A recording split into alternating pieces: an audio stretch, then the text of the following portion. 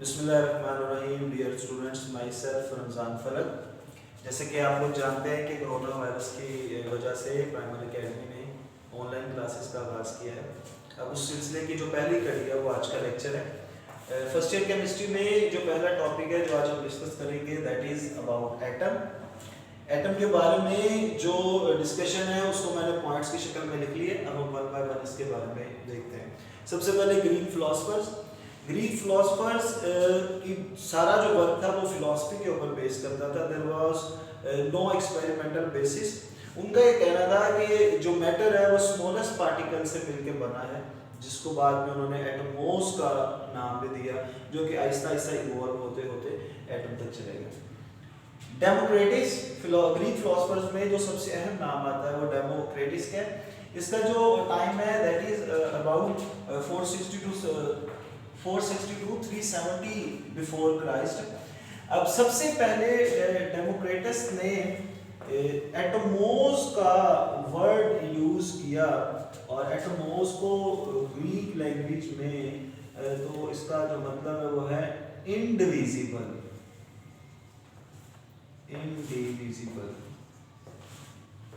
ऐसी चीज जिसको डिवाइड ना किया जा सके, और आहिस्ता आहिस्ता ये फिर एटमोस से ये एटम बन गया। फिर बात आती है 17वीं सेंचुरी की। 17वीं सेंचुरी के अंदर साइंटिस्ट ने जो है एक्सपेरिमेंटल बेसिस को ज़्यादा इंपॉर्टेंस देना शुरू कर दी, rather than relying on theoretical basis या फिलोसफिकल आइडियाज। उन्होंने कहा कि एक्सपेरिमेंट्स के ज़रिए से भी चीज़ों को देखा जाए कि क्या वाकई ही एटम है जो कि तमाम मैटर को बनाता है। तो इनकी जो सारी की सारी रिसर्च थी दैट वाज बेस्ड ऑन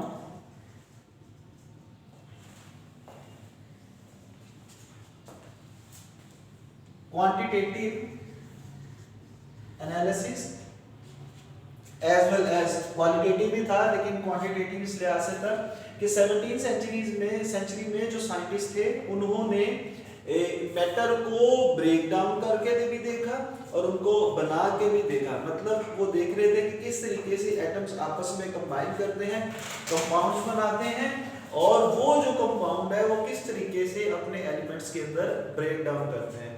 मैं यहाँ पर जितने भी पॉइंट्स डिस्कस करूँगा वो इतनी डिटेल में नहीं है, ताकि बस इतना है कि आपको एक बेसिक आइडिया हो जाए और आप इजीली उस चीज़ को पढ़ भी सकें।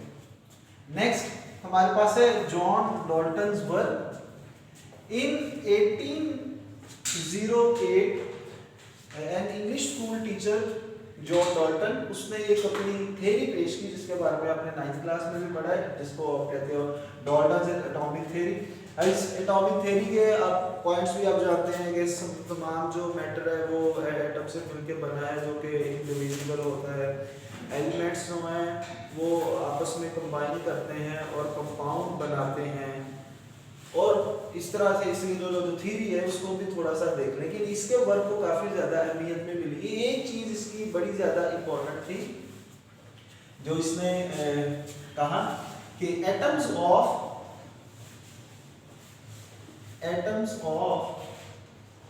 N element are identical.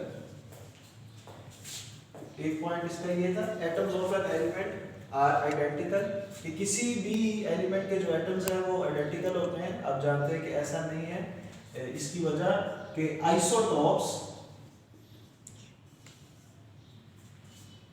एक ही एलिमेंट के एटम्स हैं लेकिन वो सेम नहीं है। Like if you talk about hydrogen, तो आप जानते हैं कि हाइड्रोजन के 3 आइसोटॉप्स हैं, hydrogen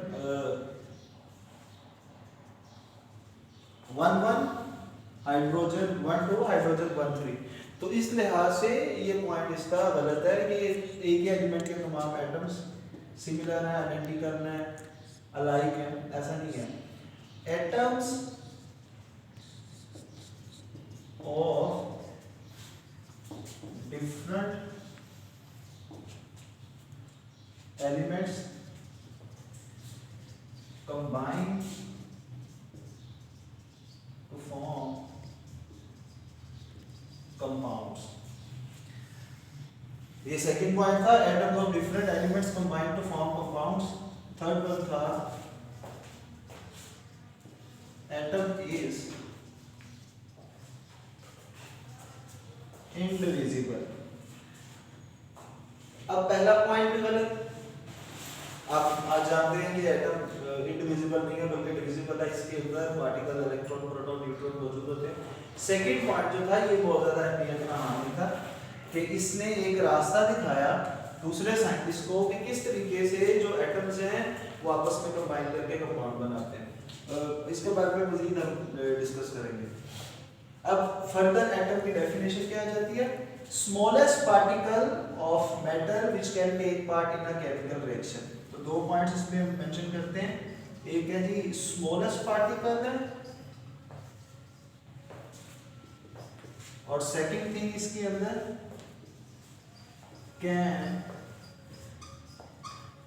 take part in chemical reaction. तो ये आपने इस लिहाज से याद रखें। Third thing modern researches.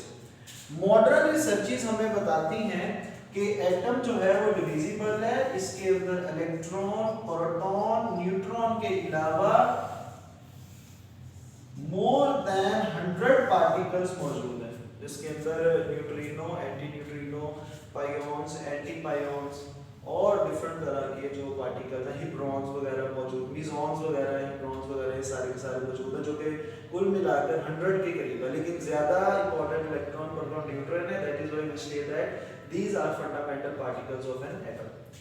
Last but not the least, J. Berzelius. Jacob Berzelius ने 1779 से 1828 इसका एरा है। इसने तीन चार काम किए। इसने एलिमेंट्स को सिंबल असाइन किए, उसके अलावा इसने एटॉमिक मैसेज जो थे वो एलिमेंट्स को, उनके एटम्स को असाइन किए या कैलकुलेट किए, जो कि मॉडर्न रिसर्चेस के बहुत ज़्यादा करीब है। This is all about our first lecture, that is about atom. Next time we will talk about evidence of atom. और आई होप कि इतने शॉर्ट इंटरवल ऑफ टाइम के अंदर मैं आपको बेसिक कॉन्सेप्ट जो है क्लियर कर सकूं। अगर किसी बच्चे को कोई प्रॉब्लम हो तो वो कमेंट बॉक्स के अंदर कमेंट कर सकता है। और this is my WhatsApp number, you can also